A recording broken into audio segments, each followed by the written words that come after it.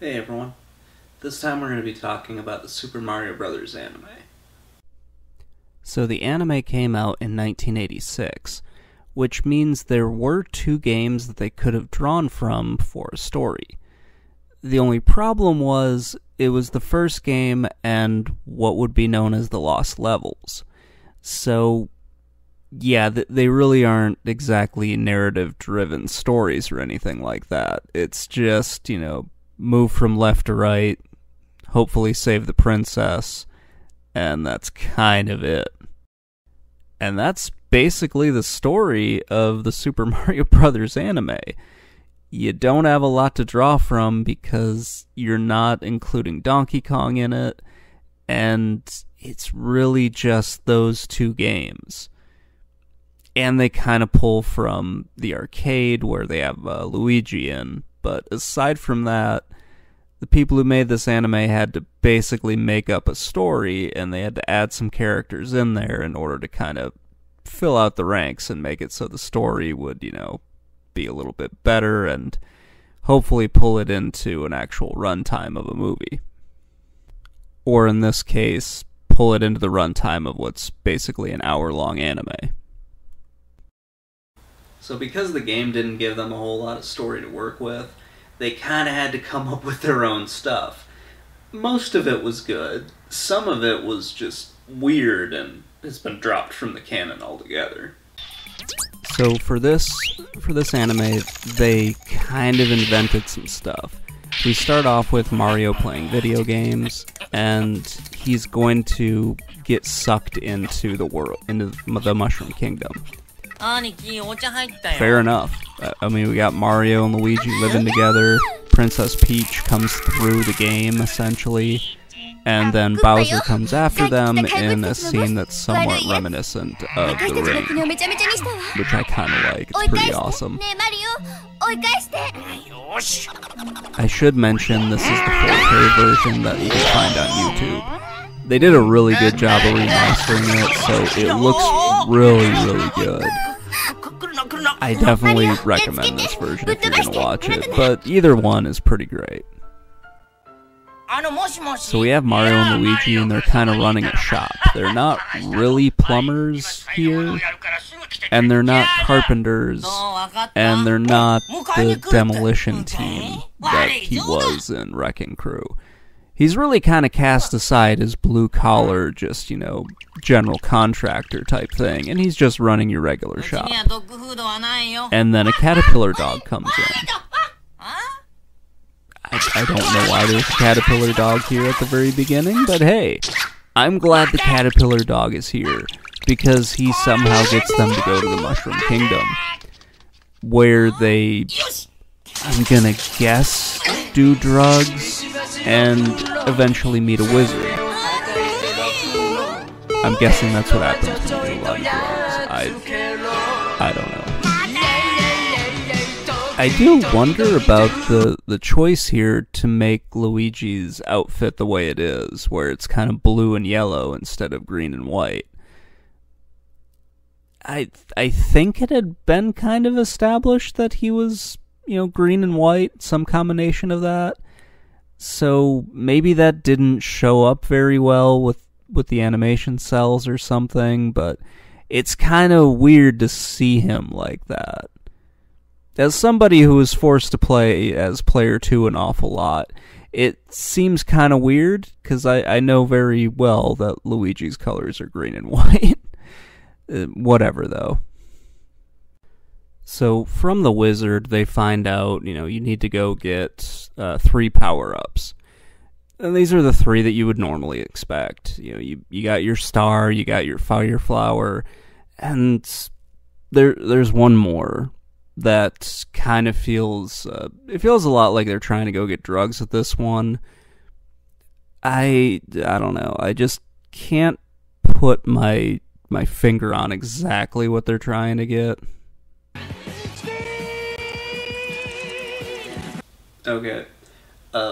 No, they're not trying to get speed.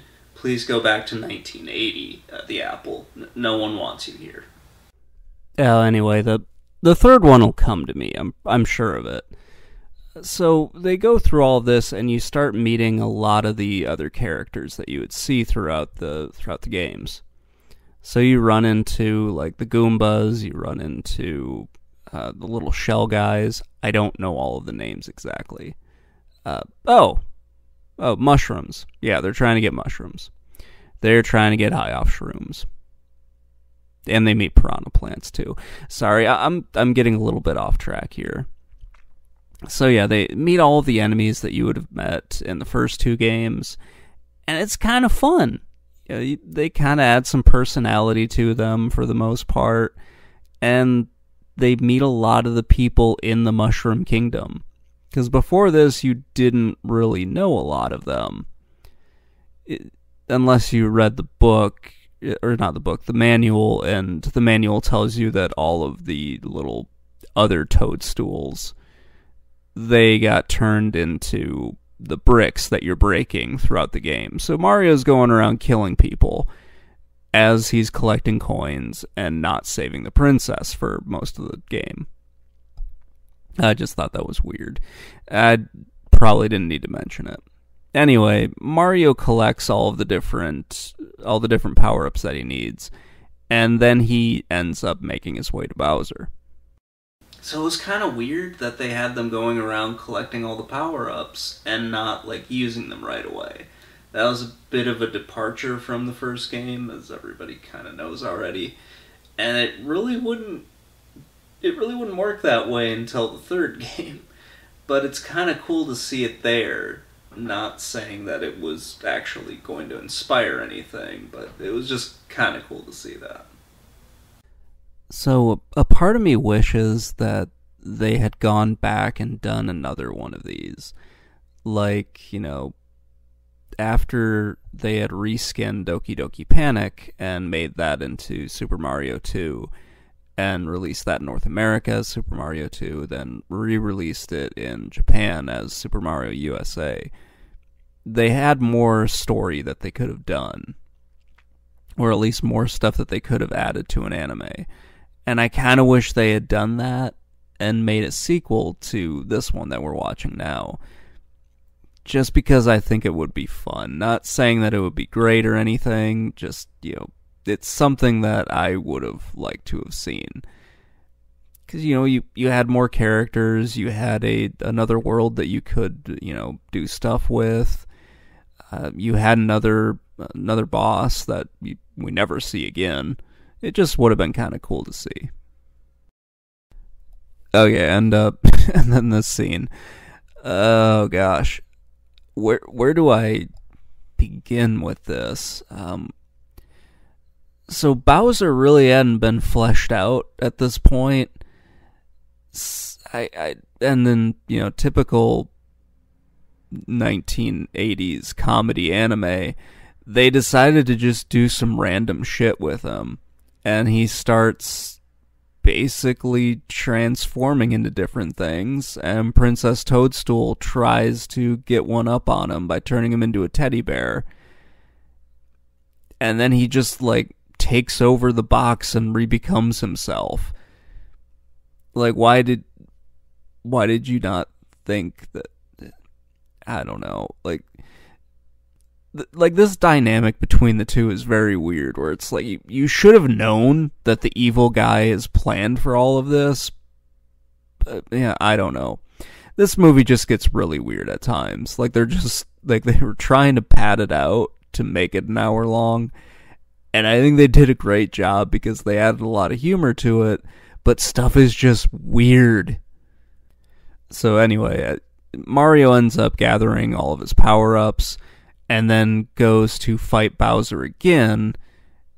This is after Bowser had beat the crap out of him, but now Mario's got help. He's got Luigi, who is kind of there whenever he feels like it. He's got his weird little caterpillar thing, and he's got the 3 magical drugs that he got. And yeah, he just beats the shit out of Bowser, especially after he gets his superstar, which shouldn't be doing what it's doing here. It's just supposed to make you invincible, but I don't know, like, it's very strange. I also like how Bowser's size just completely changes throughout this whole thing. Like, sometimes he's normal, sometimes he's not. Like, sometimes he's just a Godzilla-sized lizard, sometimes he's just, a little bit bigger than normal people. I don't know, it's very weird. It kind of matches what would happen with the games, where Bowser would just, grow in size depending on what he needed to be. It was pretty fun. Yeah, this is where Mario realized that he got kind of screwed here, and Prince Toadstool shows up, or whatever his name is supposed to be, and he ends up getting the girl, and Mario gets Luigi. Great. I am so glad that this anime exists, because it's just so hilarious in so many ways. So watching this now for kind of the first time, I've seen parts of it before, but I hadn't watched the entire movie all the way through. It makes me wonder what happened to some of these characters, like Prince Toadstool and the Weird Wizard, because they don't show up ever again. It also kind of makes me wonder what it would have been like if they had made this after Super Mario 3. And also kind of makes me think back to me playing Super Mario 3 and the other Mario games as well. For me, Mario 3 is always going to be my favorite of the series. It's the one that I played the most. It's the one that I have the most memories of playing. It's the one where, me and my brother really discovered all the different secrets and everything. It's, the one that we would go to school and learn about all the different stuff that our friends found, and then come back and try to save, or not try to save it, but try to replicate all the stuff that we had heard about. I didn't have a Super Nintendo, so I didn't play Super Mario World until much, much later. And I don't really have a lot of nostalgia for that one. Most of it is for this one right here, Super Mario 3. And yeah, it's just a lot of fun to sit back and play this game. I still don't think I'm very good at it, but for some weird reason I am better than I was back when I was 6. I don't know why, but yeah, I just have a lot of fun playing this. My most lasting memory of playing Super Mario 3, and really any video game really, is playing this on our old CRT TV. So we had this really old TV that was going bad, and our Nintendo was set up in my family's laundry room, because that was the darkest room in the house, and we needed it to be dark in order to actually see the screen. So we'd be sitting in there with the lights off, with the glow of that CRT, sitting way too close to it, to be perfectly honest, and just trying to see what was going on.